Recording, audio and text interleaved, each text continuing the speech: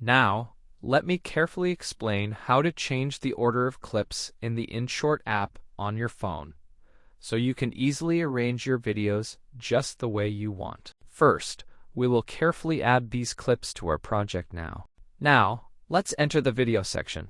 And as you can see here, you can either select materials or add your own clips directly.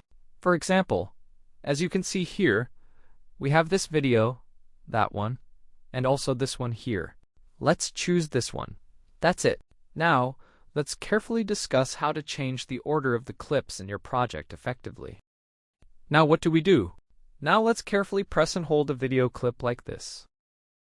Now we have the first, second, and third clips. This is our video clip, as you can see here. Now, what do? After we have pressed the first time, we need to hold down the video that we want to move to a different position, as you can see here.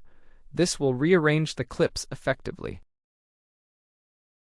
For example, this will be the third video clip. Now we simply press this button, and that's it. We can either delete or move the clips, as shown. For example, I would like to carefully move this third video clip back now. All done. I have moved it now. Now, after that, we click again on the video we moved, and as you can see here, everything has been successfully rearranged. Thank you all for watching, wishing everyone good luck, and goodbye for now.